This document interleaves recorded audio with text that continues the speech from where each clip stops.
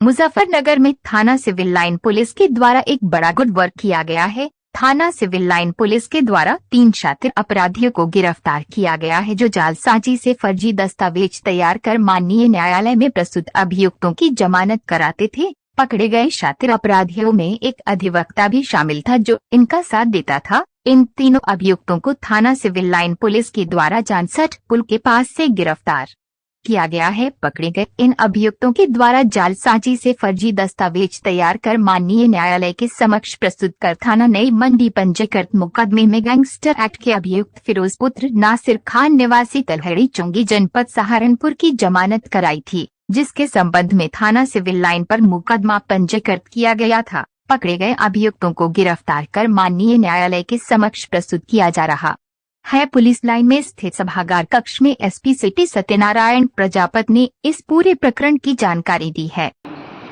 वकील उसको सत्यापित करता है और जो न्यायालय में जो जमानत कराने की प्रक्रिया, जब न्यायालय किसी की भी जमानत ऑर्डर कर देता है तो फिर जो जमानतदार लेके आते हैं वो काम वकील के माध्यम से किया जाता है। जनपद मुजफ्फरनगर में श्रीमान एसएसपी महोदय के निर्देशन में जो भी गंभीर धाराओं के अभियुक्त होते हैं उनके जमानतदारों के संबंध में बाद में भी तस्दीक करवाने का कार्य लगातार किया जा रहा है। इसमें 3 महीने पहले एक ऐसा मामला संज्ञान में आया था जिसमें एक गैंगस्टर और अन्य चोरी के मुकदमों का एक अभियुक्त था फिरोज। उसके जब डॉक्यूमेंट्स देखे गए, जमानतदारों का सत्यापन किया गया तो जमानतदारों ने बताया कि हमने इस व्यक्ति की कभी भी जमानत नहीं ली है।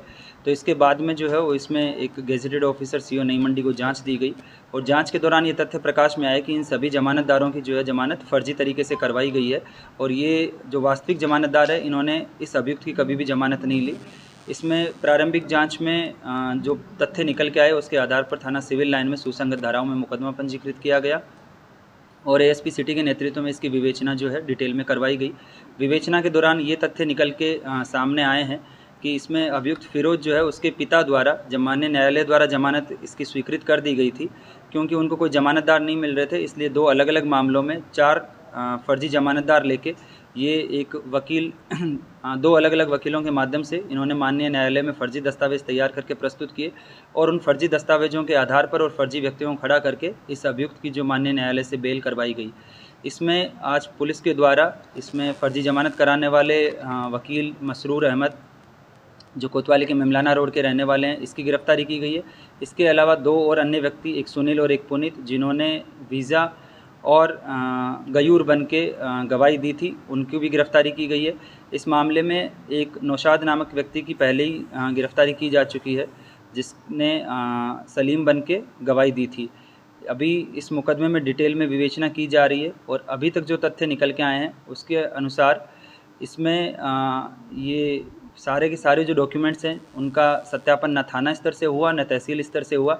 इसमें तहसील देवबंद पे कागज़ प्रेषित किए गए लेकिन वो तहसील देवबंद नहीं पहुंचे और थाना चरथावल भी इसी प्रकार और सदर तहसील मुजफ्फरनगर में भी कागज़ भेजे गए लेकिन वो तहसील और थाने तक कागज़ ना पहुंचे, बल्कि बीच में ही इसमें जो है ये इस पूरे सिंडिकेट के जो लोग जुड़े हुए हैं इन लोगों ने इसमें धांधलेबाजी की है और फर्जी दस्तावेज और फर्जी मोहरें लगा के इसमें माननीय न्यायालय से जो है फर्जी दस्तावेज प्रस्तुत करके इस अभियुक्त की जमानत करवाई गई है।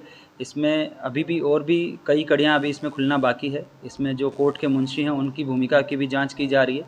इसमें माननीय न्यायालय से निवेदन किया जाएगा कि जो उनके जो रिकॉर्ड्स होते हैं उनकी भी प्रतियाँ विवेचक को उपलब्ध कराई जाए, ताकि हम इसमें कड़ी से कड़ी जोड़ के और कहाँ किस स्तर की जो है वो इसमें धांधलेबाजी है और किस किस के द्वारा इसमें फर्जीवाड़ा किया गया है, उन सभी लेयरों को वर्कआउट किया जा सके।